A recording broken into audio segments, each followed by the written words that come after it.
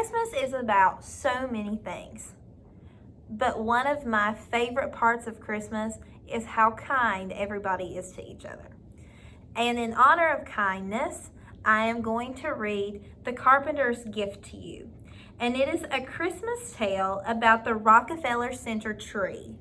And if you've never seen it before, this gives you an idea. The Rockefeller Center tree.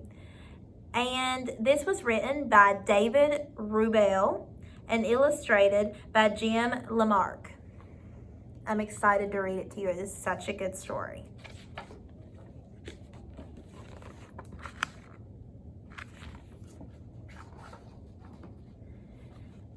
Nearly a lifetime had passed, but Henry could still remember what it felt like to wake up in the old shack, especially during wintertime. In those days, the Great Depression gripped the country, and like many people, Henry's parents were out of work. They couldn't afford coal for the stove or warm blankets for the beds, so young Henry usually woke up with a shiver. But he didn't complain because it was nobody's fault. Instead, he visited warm places in his mind. It was cold at his house. One day in 1931, actually the day before Christmas, Henry was reading a book when he heard the loud toot-toot of a car horn. He opened the front door and saw his father behind the wheel of a borrowed truck.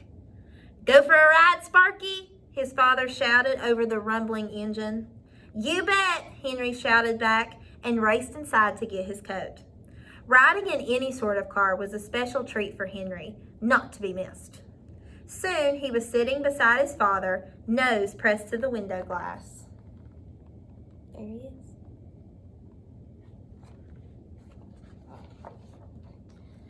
They drove into a nearby grove of evergreens. Henry breathed in the strong, familiar smell. "Here's the plan," Henry's father said. "See those spruce trees, Sparky? We're going to cut them down and take them to the city." "Why?" Henry asked. "To sell them as Christmas trees," his father said. Even though New York City was just an hour's drive away, Henry had never been there before. He shivered with excitement at the thought of seeing all of those tall buildings scraping the sky.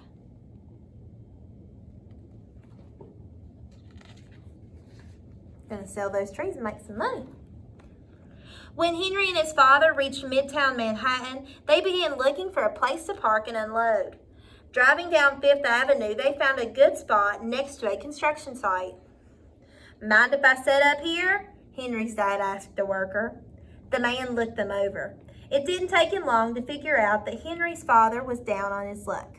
And down on his luck means struggling with money, having a hard time paying for things. "No problem," the man said. "I'll give you a hand. My name's Frank." Then he turned around and called out, "Hey, Mikey, Paulie, help me out here."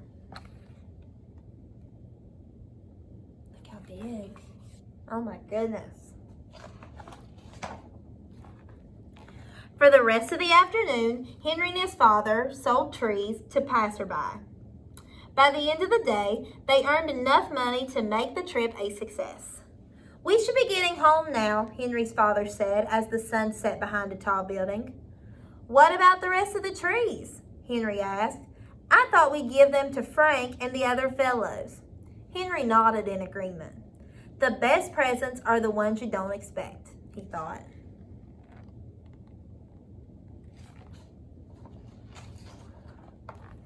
Because it was Christmas Eve, the workers were having a little party. Frank and the others took the tallest of the trees that Henry and his father had given them and decorated it with whatever they could cobble together. Paper garlands, cranberries threaded onto string, and even a few shiny tin cans. Henry added an ornament of his own, made of newspaper that he folded into a star. In the background, he could hear his father talking with Frank about grown-up things, the hard times for Henry's family, the shack in which they lived, but Henry didn't want to think about those things. He just wanted to look at the most marvelous Christmas tree he had ever seen.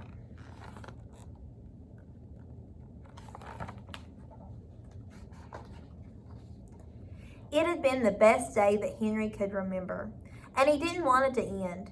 He stood before the decorated tree, enchanted.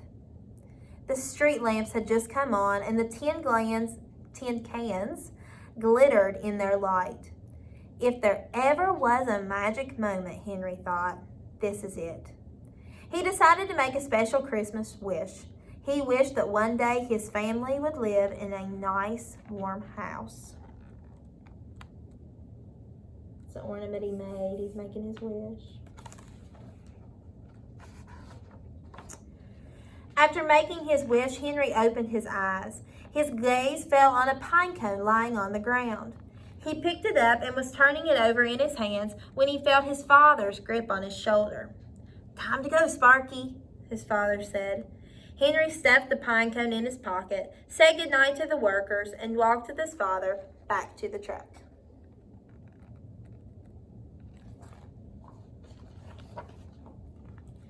By the time they arrived home, it was well past Henry's bedtime. "You must be exhausted," his mother said, slipping off his boots. "Straight to bed with you." Shrugging off his coat, Henry felt a bulge in his pocket. It was the pine cone. He took it out and looked at it, remembering the joys of the day and the magic of the tree.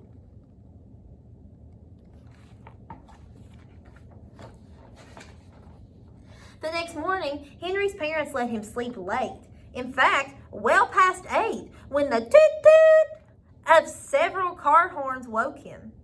Rushing to the window, he saw 3 trucks pulling up outside. All were loaded with lumber and other building supplies. At the wheel of the first truck was Frank, and behind him were the other Rockefeller Center workers. What were they doing so far from the city on Christmas morning? I'm looking outside. There they are, pulling up. What do you think they're doing? I guess you'll find out. Frank got out of the truck. "After you left, we got to thinking," he said. "There was all this extra wood lying around, and we had the day off, so we thought we'd drive up and see what we could do to help you with this house of yours." Wow. Frank looked the shack over, taking in its patched walls and ill-fitting windows. "I think we'll have to make a fresh start," he said. Henry's father didn't have words for the way he felt, so he simply took Frank's hand and shook it. How kind. They're trying to help this family. The sound of sawing and hammering traveled far enough that Christmas morning for Henry's neighbors to wonder what was going on. A few walked over, saw the new house going up, and spread the word. By mid-afternoon, a dozen more people were pitching in, so the whole community started to help them build their house. As the new house took shape, Frank called Henry over. "See those boards," he said, pointing to a stack of cedar.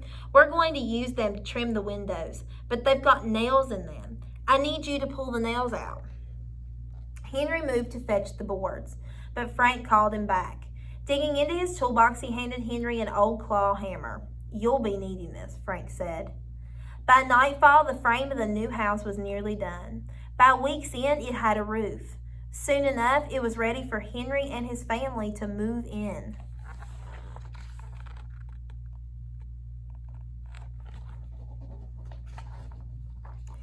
In the spring, Henry's parents celebrated with a potluck dinner. That's where a bunch of people bring their own dish.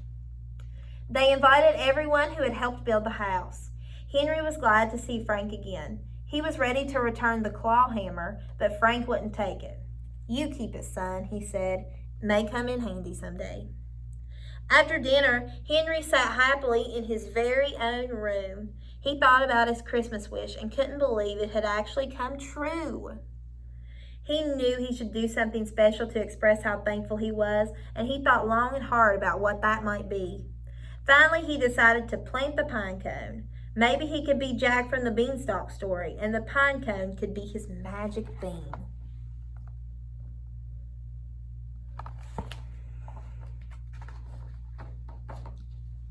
Henry planted the pine cone beside the new house.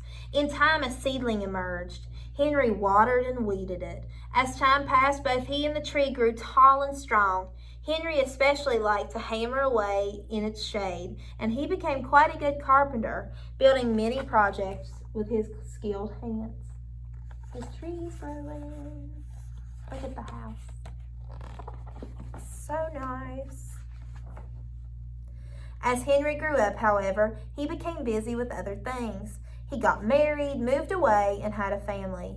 Most summers, though, he returned to visit his parents.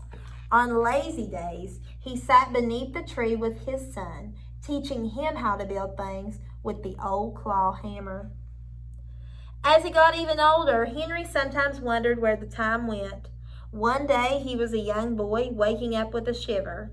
The next he was an old man living alone. Not needing a big place anymore, he decided to move back into the house where he had grown up. So he's moved back into the house.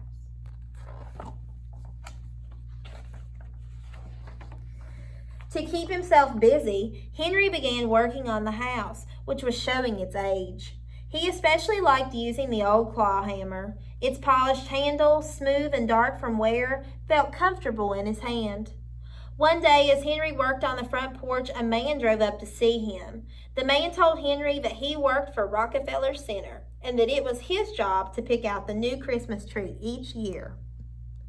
"I just love your spruce," the man said. "When I saw it from my helicopter yesterday, I knew that it had to be this year's tree."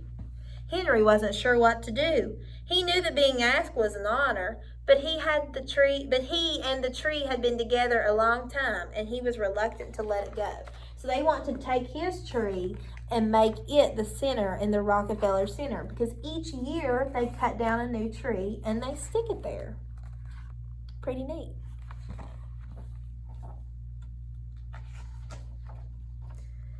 "I know I'm asking a lot," the man said, "but if you agree, I can promise you that your tree will bring joy to millions of people." Henry thought some more. "And when the holiday season is over," the man continued, "we mill the tree and use the lumber to help a family in need build a new home." A family in need? Suddenly, Henry felt a shiver, and the calendar in his mind flipped back to 1931. Driving to New York City with his father, meeting Frank and the other workers, building the house, planting the tree, he knew what he had to do. "I've been given so much," Henry said. "I want to give something back. The tree is yours."